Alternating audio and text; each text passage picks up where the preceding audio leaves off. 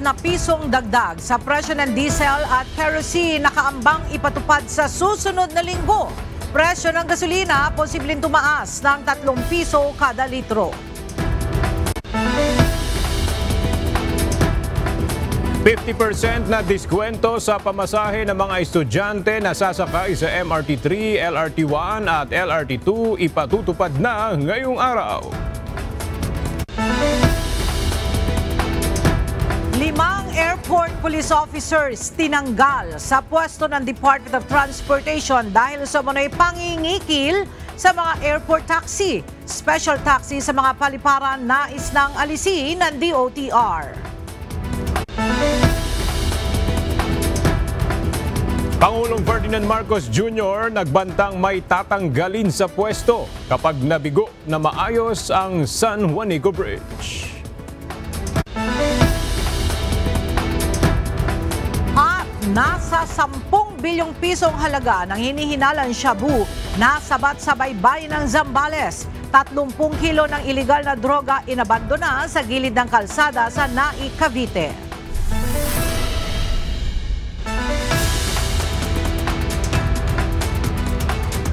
Magandang tanghali mga kasangbahay. Ngayon po ay araw ng Biyernes, June 20, 2025. Tayo po ay sabayang napapakinggan sa Radyo La Verdad 1350, ang UNTV Radio. At una sa mga balita ngayong tanghali.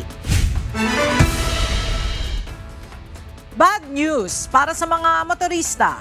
Nagbabanta ang malakihan dagdag presyo sa mga produktong petrolyo sa susunod na linggo. Base sa resulta ng 4 na araw na oil trading sa international market, maaaring tumaas ng mahigit 4 na piso ang presyo ng kada litro ng diesel at kerosene. Habang nasa 2 pesos and 50 centavos hanggang 3 pesos naman, kada litro ang posibleng maging dagdag sa presyo ng gasolina.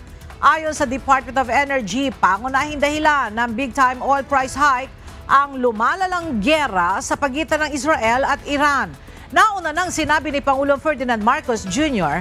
na magkakaroon ng fuel subsidy sa mga sektor na apektado sa oras na sumirit ang presyo ng langis.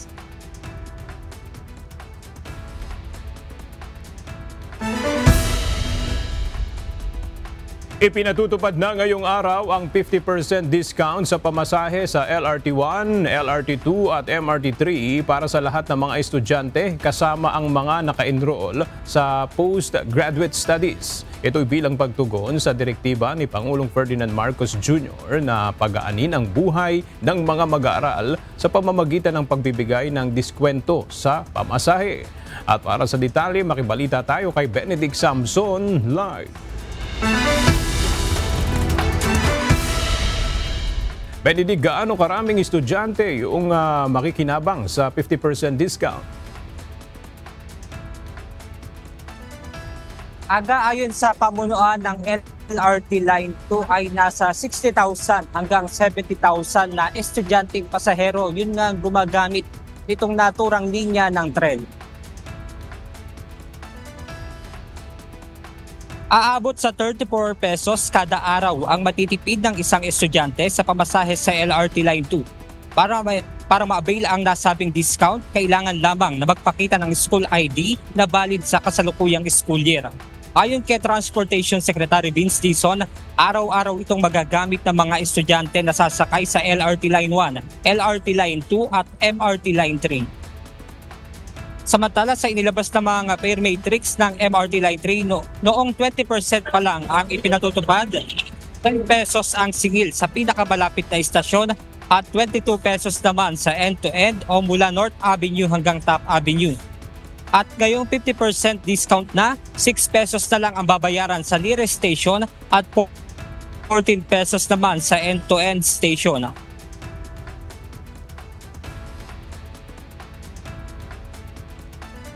Araw-araw yan. Kahit weekday, kahit holiday, 50% off. So malaking bagay ito para matulungan yung mga pamilya natin. Bawas yan sa gastos ng mga magulang at yung mga estudyante naman, may konting savings sa kanilang baon. Isa ang college student na si Anton Hernandez sa madalas sumakay sa LRT Line 2 patungo sa kanyang paaralan sa Pasay City.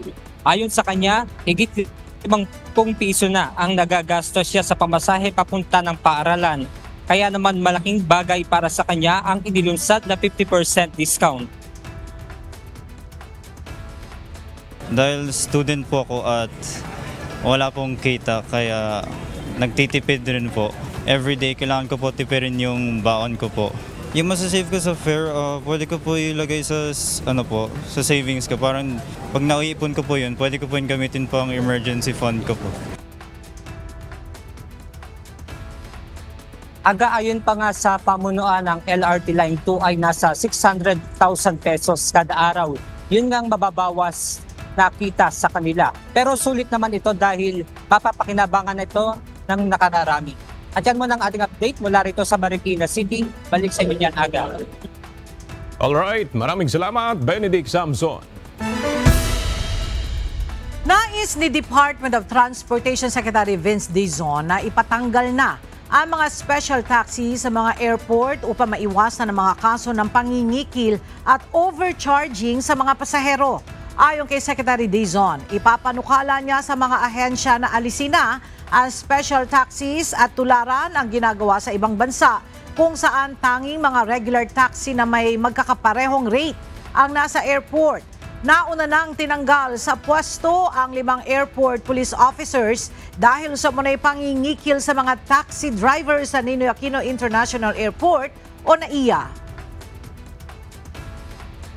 Pero ang importante dito, ito na talaga ang ipopropose ko na solusyon sa lahat ng ahensya, sa LTFRB, sa MIAA, sa NNIC, sa NAIA.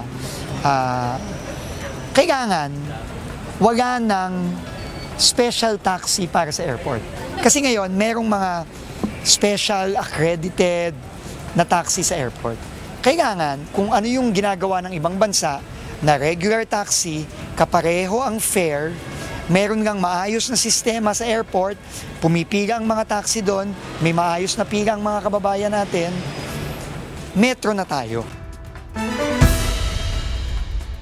Nakahanda ang Department of Social Welfare and Development o DSWD na tulungan ang mga distressed overseas Filipino workers sakaling ipag-utos ng pamahalaan ang mandatory repatriation sa gitna ng nagpapatuloy na gera sa pagitan ng Israel at Iran.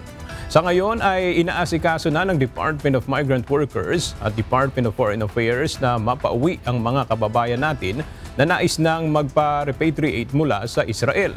Ilan sa mga tulong na maaaring ibigay ng DSWD ang medical, food, legal, funeral at livelihood assistance. Gayun din ang mental at psychosocial support. Hinihikayat ngayon ng Department of Migrant Workers sa mga private recruitment agency na i-delay muna ang deployment ng mga Pilipinong manggagawa sa mga bansa sa Middle East. Ito ay sa gitna pa rin ng nagpapatuloy na kaguluhan sa pagitan ng Israel at Iran. Ayon sa DMW, layo nito na masiguro ang kaligtasan ng ating mga kababayan. Nagpalabas na ng advisory ang DMW kung saan binigyan diin ito ang mga restrictions sa deployment ng OFW sa Israel, Iran, Jordan at Lebanon. Ipinagutos ng Malacanang ang pag-aalis ng libo-libong illegal gaming website sa bansa. Ito ang inihayag ni Palace Press Officer Claire Castro sa gitna ng mga usapin hinggil sa epekto ng online casino games sa publiko, partikular na sa mga batang Pilipino. Ayon pa kay Castro, batay sa datos ng Department of Information and Communications Technology, nasa 7,000 website na ang naipasara na ng ahensya. Sa patuloy na pag-unlad ng teknolohiya kasama sa tinututukan ng pamahalaan ng digitalization ng iba't ibang sektor, kabilang na ang edukasyon. Kaya bahagi ng pagsisikap ng Department of Education na maabot din ang mga malalayong lugar at mabigyan ng access sa mga ganitong bagay. Ang detalye sa report ni Jed Neresina. Karaniwang problema ng mga malalayong paaralan o tinatawag na last mile schools, ang kawalan ng kuryente, internet at sapat na gamit sa mga paaralan. Kaya bilang tugon, sinisikap ng Department of Education na unti-unting masolusyonan ang mga problemang gaya nito. At sa pagtutulungan ng DepEd at National Electrification Administration, pinasinayaan kahapon ng energization ceremony sa Datu Saldong Domino Elementary School sa Agusan del Norte. Hindi biro ang ruta patungo rito. Tumawid ng 2 ilog at dumaan sa masukal na bundok ang team ni Education Secretary Sani Angara. Bitbit nila ang Starlink Internet, solar panels, learning devices at pag-asa para sa mga mag-aaral at guro ng nasabing paaralan. Part of the electrification program of the government, pero nakasentro siya sa mga eskwelahan. So we will do 290 plus more in the schools all over the country. Nagbigay tayo ng solar panel, tapos yung baterya, tapos in addition nagbigay din tayo ng mga laptop at saka tablet na magamit naman ng mga bata. Ang proyektong ito ay direktang tugon sa panawagan ni Pangulong Ferdinand Marcos Jr. na dalhin ang digital transformation kahit sa pinakaliblib na bahagi ng bansa. Samantala nagbigay rin ng pangako ang Department of Information and Communications Technology na magbibigay ng internet connectivity sa lahat ng pampublikong paaralan sa buong bansa sa pagtatapos ng taong 2025. Kaya sa tulong ng DICT Free Public Internet Access Program, Bayanihan SIM at patuloy na pagpapatupad ng digital infrastructure kasama ang pagtutulak ng DepEd sa digitalization, ang whole of nation approach ay nagiging realidad sa kasalukuyang administrasyon. Jed Neresina, UNTV News and Rescue. Diyos ang aming sandigan, serbisyo publiko ang aming pinahahalagahan. Minomonitor ng Department of Health ang napaulat na bagong variant ng COVID-19 na NB181 o Nimbus variant. Ayon kay DOH Secretary Teodoro Herbosa, sa ngayon ay hindi pa ito nadedetect sa Pilipinas. Ang naturang variant ay kumakalat umano sa Eastern Mediterranean, Southeast Asia at Western Pacific regions. Ang pangunahing sintomas nito ay ang razor blade throat o sobrang pananakit ng lalamunan bukod sa lagnat, ubo at kawalan ng panlasa. So may bagong variant na na-discover and NB1.8.1 and ang sinasabi nila, and it was the one causing the drive in the countries in Southeast Asia, and it seems yung vaccines na binigay before are still effective on them. So if you were vaccinated during the previous COVID pandemic, you are still protected. So yung mga unvaccinated and then wala naman tayong increase pa rin dito. Pinag-iingat ngayon ng Department of Health ang publiko laban sa mga ibinibenta umanong unregistered anti-rabies vaccines na mabibili sa murang halaga. Ayon kay Health Secretary Ted Herbosa, may mga nadiskubre silang bakuna laban sa rabies na hindi rehistrado sa Food and Drug Administration o FDA. Kaugnay nito, nakipagpulong na ang DOH sa Bureau of Quarantine, FDA at Criminal Investigation and Detection Group upang mag-inspeksyon sa mga private animal bite center na maaaring nagbebenta ng mga hindi rehistradong bakuna.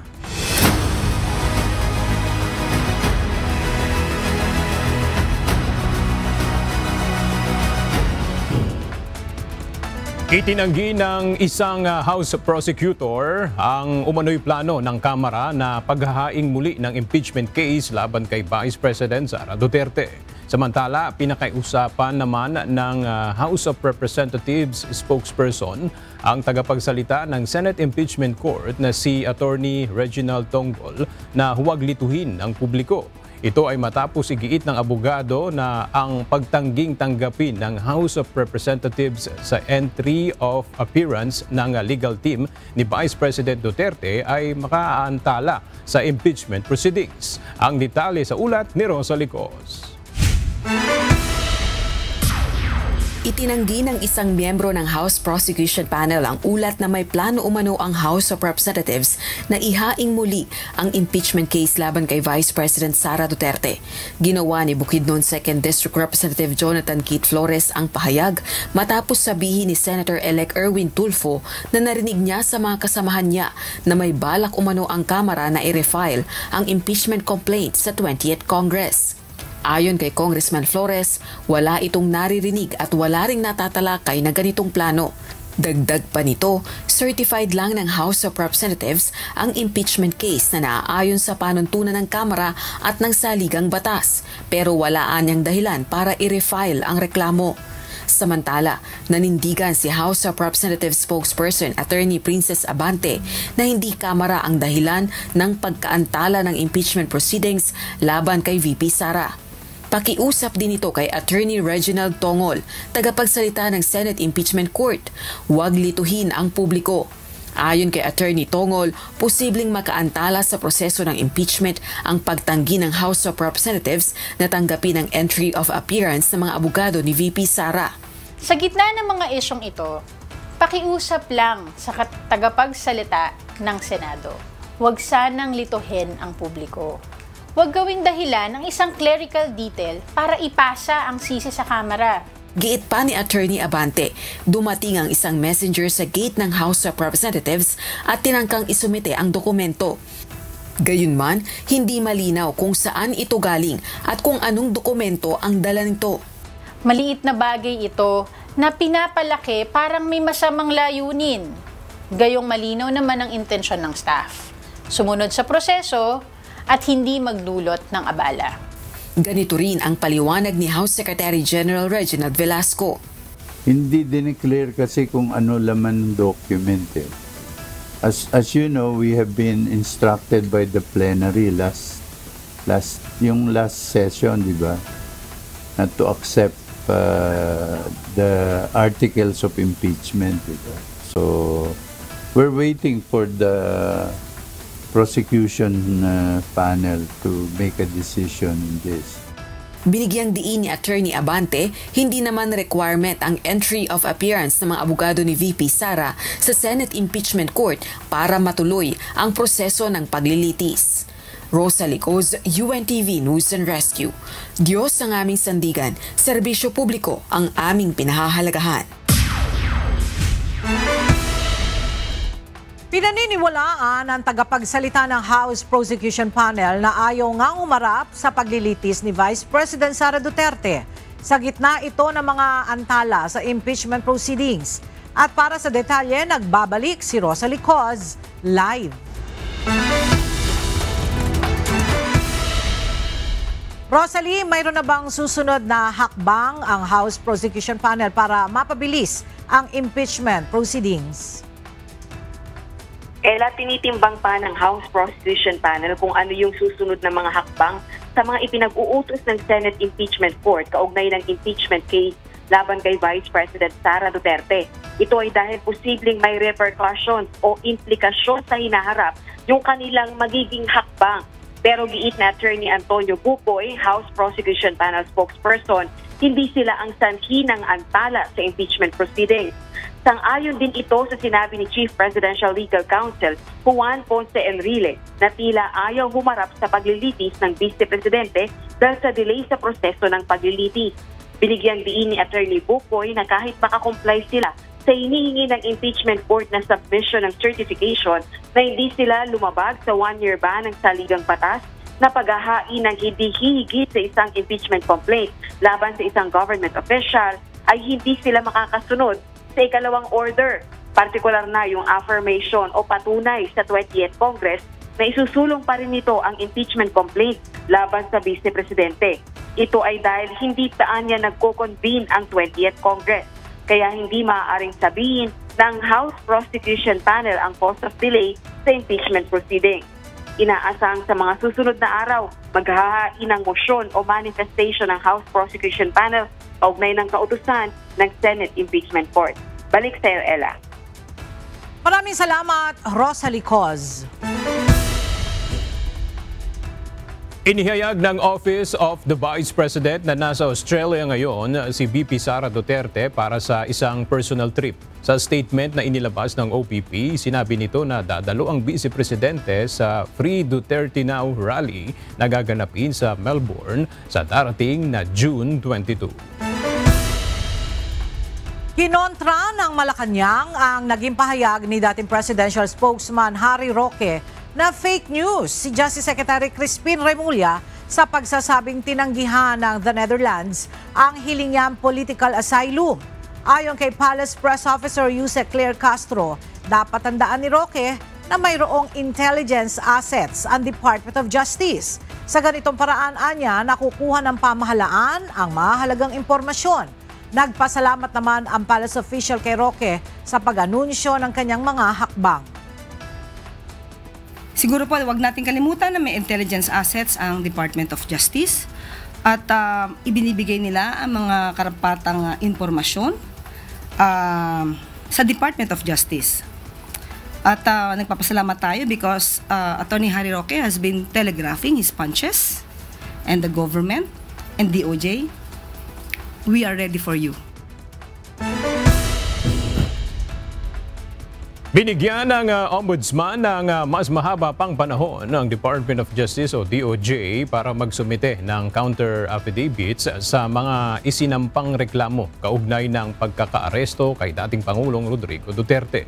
Sa inilabas na kautusan na may petsang June 18, dapat makapagpasa ng kanilang sagot sina Prosecutor General Richard Anthony Fadulion at Justice Undersecretary Nicolas Felix T. sa complaints ni Senator Amy Marcos sa June 27. Nakasaad din sa order na bilang pinuno ng Senate Committee on Foreign Relations, binibigyan si Senator Marcos ng 10 araw mula sa pagtanggap ng mga counter affidavit ni Fadulion at T upang maghain ng pinagsama-samang tugon sa lahat ng mga counter affidavit ng mga respondent. Hindi kriminal ang tatay ko. Ito ang mensahe ni Davao City Congressman Paulo Pulong Duterte sa ika-100 araw ng pagkakadetine ni dating Pangulong Rodrigo Duterte sa The Hague, Netherlands. Anya, ibinigay nito ang kanyang buhay para magsilbi sa bansa at ginawa ang lahat upang masiguro na mamumuhay ng payapa, walang takot at may dignidad ang mga Pilipino. Giit pa ni Congressman Pulong, iligal ang pagkuha at pagkukulong sa dating Pangulo. Nakiusap din siya sa mamamayang Pilipino na ipagdasal ang kaligtasan, kalusugan at agarang paglaya na 80 anyos na dating Pangulo. Binueltahan si Senator Amy Marcos, ang spokesperson at speaker ng House of Representatives. Kaugnay ito ng mga issue sa San Juanico Bridge na kasalukuyang isinasailalim sa rehabilitasyon. Narito ang report ni Asher Cadapan Jr. Sinagot ni Senador Amy Marcos ang mga tirada sa kanya ng tagapagsalita ng Kamara na si Attorney Princess Abante. Ito ay matapos magbigay ng komentaryo ang senadora sa San Juanico Bridge sa press briefing nito sa Senado noong June 5. Tinitingnan ko from 2018 to 2025, ang liit-liit lang na binibigay, halos pintura lang yata at konting rehab, may 451 million lang ang linalagay dun sa tulay mismo. At yung inaakala namin pang-repair ng ating tulay, 4.7 billion. Mga kalsada lang pala yun. Talaga naman na-neglect ng todo-todo ng bonggang-bongga yung tulay. Ngunit sa press briefing ng Kamara noong Miyerkules, dinipensahan naman ng spokesperson nito si Leyte 1st District Representative at House Speaker Martin Romualdez. Ani Abante, may mga budget naman na inilaan para sa San Juanico Bridge simula pa noong 2018 bago pa maitalaga na House Speaker si Romualdez.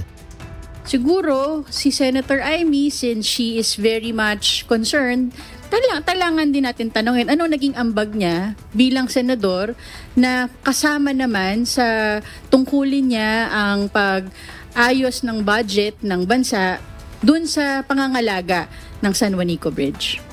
Tugon naman ni Senador Amy Marcos matapos ang ilang pag-usisa sa kondisyon ng naturang tulay, DEDMA o walang pakialam ang Department of Public Works and Highways at ang House Speaker.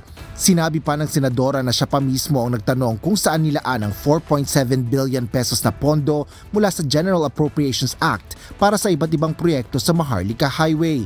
Sentimiento pa nito na ang San Juanico Bridge ay binuo ng kanyang ama na simbolismo ng katatagan at pagtutulay ng kalinga ng pamahalaan papunta sa mga mamamayan. Ngunit ngayon anyang pinagdududahan ng tibay at serbisyo ng tulay ay si Senador Amy pa rin ang hinahanapan ng solusyon. Buwelta pa ng mambabata sa House spokesperson bakit siya bilang senador ang hinahanapan ng aksyon at hindi tanungin ng amo nito na doon nakatira na tumutukoy kay Romualdez. Dagdag pa ng presidential sister, sana siya na lang ang nagpresidente kung lahat sila ay sa senadora nakatingin. Wala pang tugon ang panig ng DPWH at House Speaker kaugnay nito. Asher Cadapan Jr., UNTV News and Rescue. Diyos ang aming sandigan, serbisyo publiko ang aming pinahalagahan. Muling tinuligsan ang tagapagsalita ng House of Representatives si Senador Amy Marcos kaugnay ng isyu ng paglalaan ng pondo para sa rehabilitasyon ng San Juanico Bridge. Sa pahayag na inilabas ni Attorney Princess Abante, sinabi nito na bagaman may buo itong paggalang kay Senador Amy, ay bahagya itong nasorpresa. Ayon kay Attorney Abante, sa tagal ng mambabatas ni Senator Amy, dapat anya ay alam na nito ang Senado ang may mahalagang ginagampanan sa proseso ng pag-aproba sa national budget.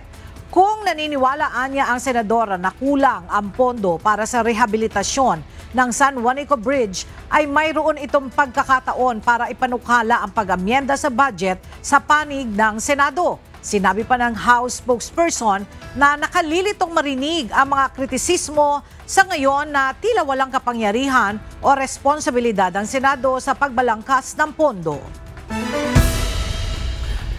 Nagbanta si Pangulong Ferdinand Marcos Jr. na tatanggalin niya ang opisyal ng pamahalaan kapag bigong maisaayos ang San Juanico Bridge. Ayon sa Pangulo, kritikal ang tulay lalo na sa daloy ng kalakalan sa rehiyon. Para sa detalye, makibalita tayo kay Nel Maribuhok live.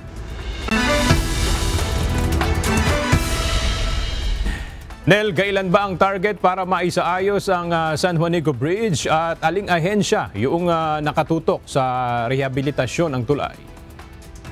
Yes, Aga, ang Department of Public Works and Highways o DPWH ang naatasan ni Pangulong Ferdinand Marcos Jr.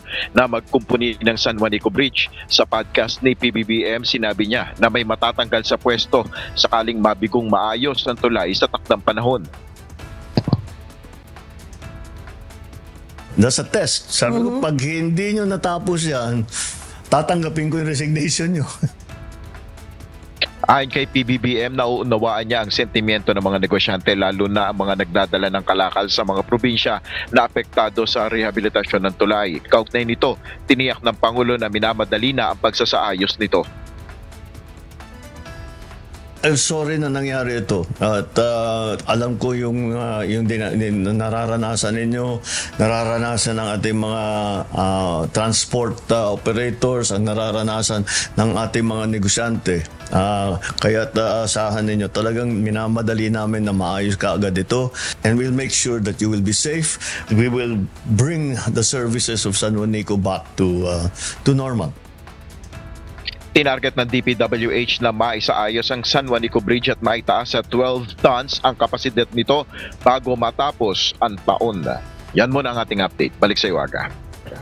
Maraming salamat, Nel Maribuhok. Nagpahayag na suporta si Pangulong Ferdinand Marcos Jr. sa implementasyon ng No Contact Apprehension Policy o NCAP. Paliwanag ng Pangulo, sa pamamagitan nito may isusulong ang disiplina sa kalsada at mababawasan ang korupsyon. In principle, agree ako dyan sa no contact. Agreed ako dyan. Magandang layunin yan. Ang layunin yan is yung traffic, yung masundan ng rules of the road. Na hindi tayo kung ano-anong yung ginagawa natin. Nauna nang nanawagan ng ilang mga sektor na suspendihin at muling pag-aralan ang implementasyon ng NCAP dahil sa umano'y hindi malinaw na patakaran sa pagpapatupad nito. Maaring totoo ang impormasyon ng lumutang na individual na nagsasabing inilibing na sa isang bahagi sa Batangas ang nasa 30 individual na tinaguriang missing sa Bungeros. Kaya ang Department of Justice aalamin kung paano mapatutunayan ang pahayag ng lumutang na umano'y whistleblower. Narito ang report ni Dante Amento. Isa sa ilalim sa beripikasyon ng Department of Justice o DOJ ang impormasyong inilibing umano sa Taal Lake ang mga missing sabongero. Ayon kay Justice Secretary Crispin Remulla, pag-aaralan nilang mabuti ang mga impormasyong isiniwalat ng nagpakilalang whistleblower sa kaso. Gayunman sinabi ng kalihim na hindi magiging madali ang paghahanap sa mga nawawalang individual. Marahil kailangan ng technical diver yan. Ma-determine natin ang veracity ng information. We will need technical divers to do it kasi malalim din yan. And it's not easy to go into a lake bed to look for human remains. Dagdag pa nito, maaaring kapanipaniwala ang impormasyon dahil hanggang ngayon ay hindi pa nakikita ang mga ito. Kung walang trace talaga, it can be a credible story. Kasi wala talagang trace. When you vanish without a trace, then it must be somewhere where people have not been able to look. Baka hindi na titingnan pa yung lugar. Pagtitiyak pa ni Remulla, hindi sila tumitigil sa ginagawang investigasyon sa kaso. May mga nakasuhan ng akusado sa isyu ng missing sabongeros, mayroon ding nakapagpiansa. Sa paniniwala ng DOJ, mayroon pang hindi nahuhuli. Dante Amento, UNTV, News and Rescue. Diyos ang aming sandigan, serbisyo publiko ang aming pinahahalagahan. Nasabat ng mga otoridad ang tinatayang nasa 1.5 na tonelada ng hinihilalang shabu na nagkakahalaga ng nasa 10 billion pesos. Base sa impormasyon ng Philippine Navy sa pamamagitan ng Northern Luzon Naval Command, natagpuan ang kontrabando bandang 1:30 ng madaling araw kanina sa may baybayin ng Zambales. Kamakailan ay may mga nadiskubre rin ang Philippine Drug Enforcement Agency ng mga sako ng shabu sa may baybayin ng Cagayan na nagkakahalaga naman ng nasa 1.4 million pesos. Nadiskubre ng mga otoridad ang nasa 30 kilograms ng hinihinalang shabu na inabandona sa gilid ng kalsada sa may barangay Sabang Naik, Cavite. Base sa ulat ng pulisya, isang security guard ang nag-report na may nakitang malaking maleta sa may gilid ng kalsada sa barangay Sabang Naik, Cavite kaninang bandang 2:00 ng madaling araw. Nang buksan ang maleta, dito natagpuan ang mga pakete ng hinihinalang shabu na nagkakahalaga ng nasa 200 million pesos.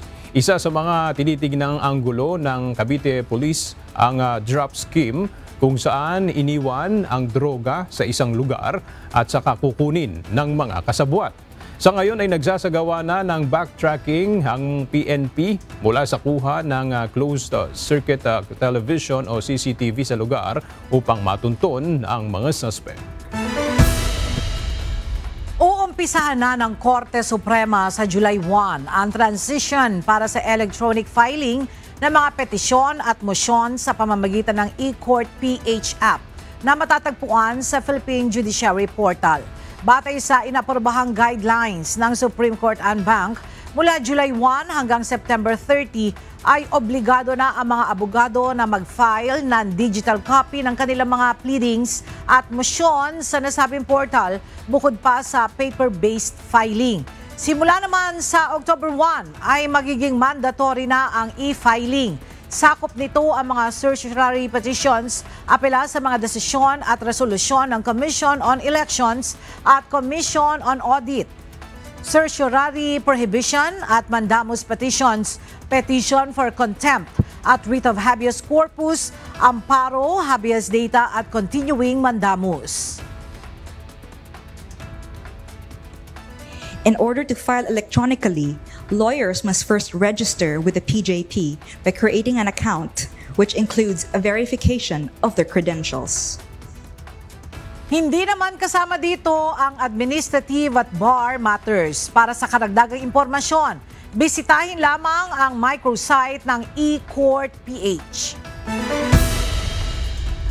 Isasalang ng Department of the Interior and Local Government o DILG sa pagsasanay ang mga bagong halal na opisyal ng pamahalaan. Layo nito na matutunan ng mga bagong opisyal ang pamamalakad sa gobyerno alinsunod sa direktiba ng Pangulo. At para sa detalye, may report si Leia Ilagan live. Leia, ano yung mga nakapaloob sa gagawing training dito sa mga bagong halal na government officials? Magandang tanghali sa iyo agad. Nais na gabayan ng Department of the Interior and Local Government o DILG ang mga bagong halal na opisyal ng pamahalaan sa loob ng kanilang unang 100 na araw ng pamumuno. Kaya naman, isasalang ng DILG sa training ang mga lokal na opisyal, kabilang dyan ang governor, vice governor, mayor, vice mayor at sangguniang bayan members.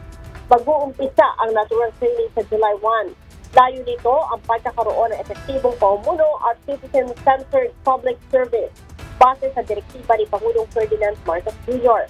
Kasama aga sa tatalakayin sa naturang training ay ang strategic leadership for good governance para sa mga bagong halal na opisyal, habang magsasagawa din ng refresher course sa transformative leadership for elevated governance ang mga returning officials. Isasagawa ang naturang training ng libre sa 17 rehiyon sa bansa. Aga? Maraming salamat, Leia Ilagan. Iba't ibang paraan ang ginagawa ng pamahalaan para masolusyonan ang learning gap sa mga mag-aaral. Isa na rito ang Tara, Basa program na inilunsad ng Department of Social Welfare and Development at Department of Education na bukod sa makatutulong para matutong magbasa ang mga nasa elementarya. Nabibigyan din ng pagkakataong kumita ng extra ang mga college student na magtuturo o na nagtuturo sa mga bata. Mula sa Malolos, Bulacan, makibalita tayo kay Nestor Torres live.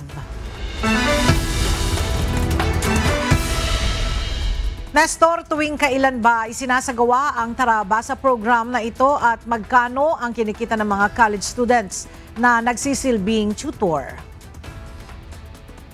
Magandang tanghali, Ella. Ito ay sinasagawa tuwing bakasyon at nagsimula ito noong May 20 at magtatapos na ito sa bukas kung saan nga ay sumesweldo dito ng nasa 10,000 sa loob ng 20 days.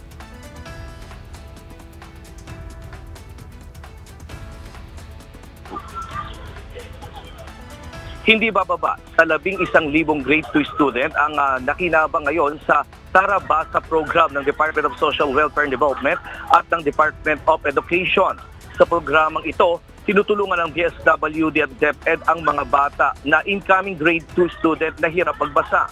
Sa loob ng 20 days, tuturuan sila ng mga college student na mag-aaral ng state university at state colleges para matuto silang magbasa yung mga bata. Bukod sa mga bata, tinuturuan din ng mga college student ang mga youth delivery at mga youth delivery worker, ang mga guardian o magulang ng mga bata sa loob ng 20 days. Ang mga bata natin na incoming grade 2 ngayon, na batay sa result ng Carla, ay na kung saan sila ay mga emerging learners, sila ang naging recipient nila. Sila ay tuturuan ng 20 araw sa loob ng 3 oras. Ay nakatulong sa mga batang mahinang bumasa. Ito yung mga incoming grade 2 student sa elementary. So natutulungan din natin yung mga YDW dahil sila yung mga nasa college na nagtuturo sa ating mga bata, nagtututor. Kaling sabay nito lahat ng mga ang nasabing Tara, Basa ay malaking tulong din sa mga nagtuturo ng mga college student kung saan binibigyan sila ng DSWD ng 500 pesos na kita a day o 10,000 pesos sa loob ng 20 days na nagtuturo. Gayon din ang mga guardian naman ay babayaran din ng DSWD o tatanggap sila ng a day ng 235 pesos o 4,000 pesos, may 4,700 pesos sa loob ng 20 days. Ang nasabing Tara, Basa program ay 2 years na programa ng DepEd. Elay na naman ng DepEd na talagang kung baga ay yung 2 years na ito ay magtutuloy-tuloy na gagawin sa mga grade 2 student para at least yung mga bata na mga nahihirapang magbasa ay makikinabang sila dito sa programa ng DSWD. At yan muna ang ating latest live mula dito sa Los Bulacan. Balik sa iyo. Ella? Maraming salamat, Nestor Torres.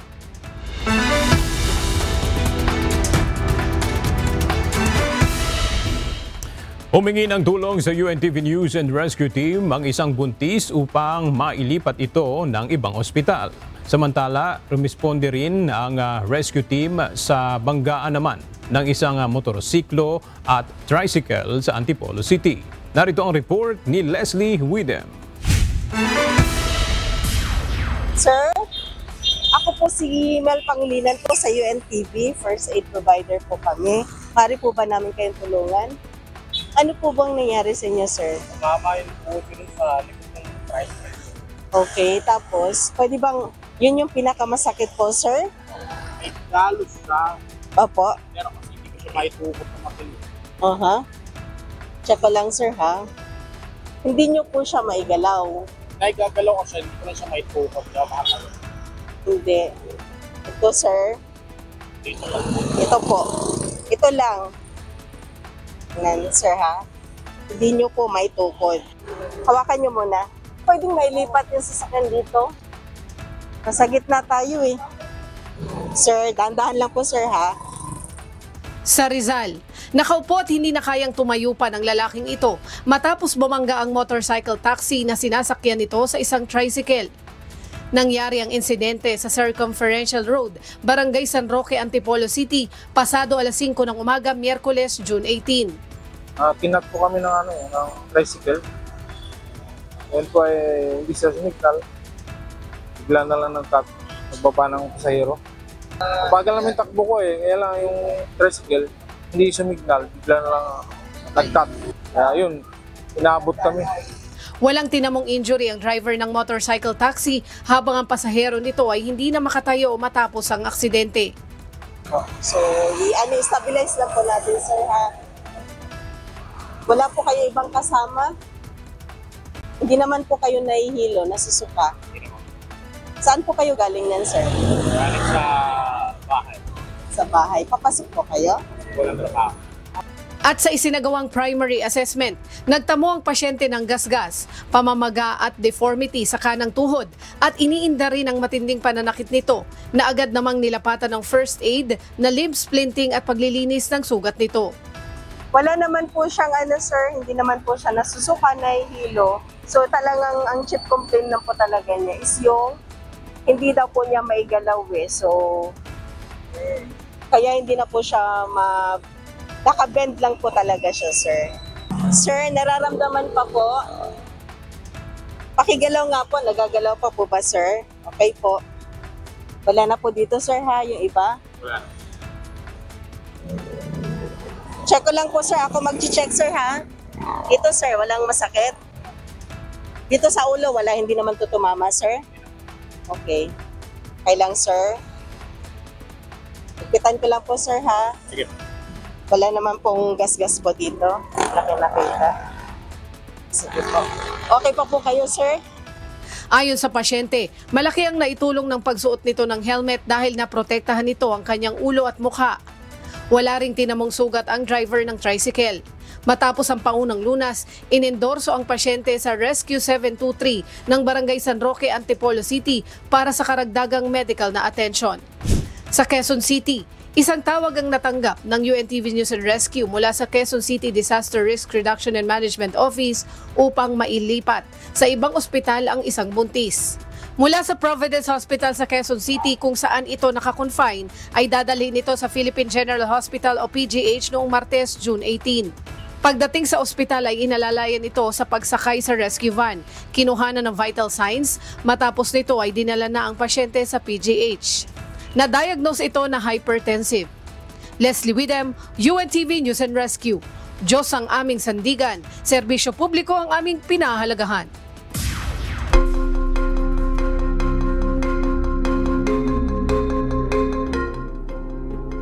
Hindi pinapasok ng Dodgers Baseball Stadium sa Los Angeles sa mga tauhan ng Department of Homeland Security o DHS. Ang ahensyang may hawak sa Immigration and Customs Enforcement o ICE na tangkain itong pumasok sa parking area ng stadium. Sa isang social media post ng ICE, sinabi nitong wala sila sa nasabing lugar.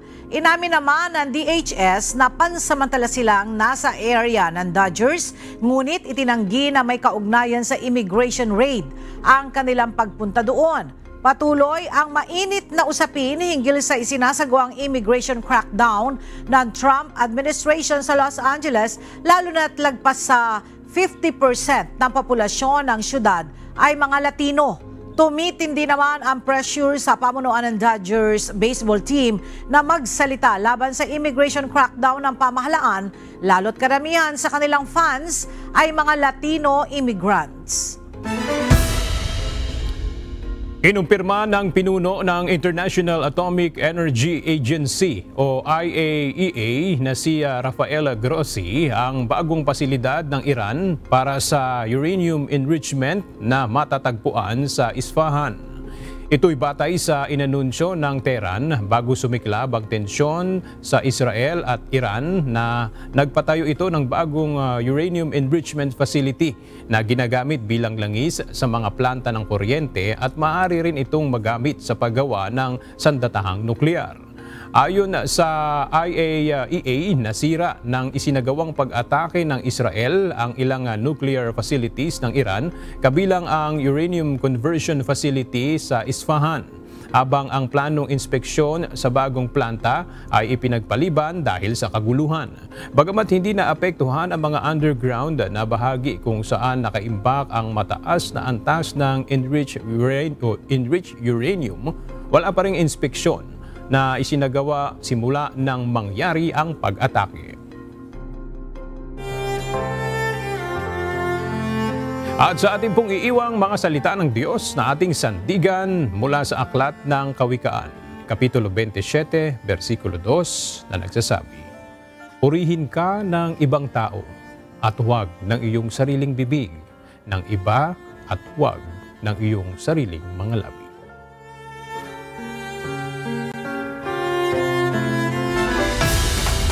At yan ang mga balitang aming tinutukan at inaksyonan dahil sa aming pagbabalita, una ang pagkalinga sa kapwa. UNTV C News, may balita saan mang panig ng daigdig.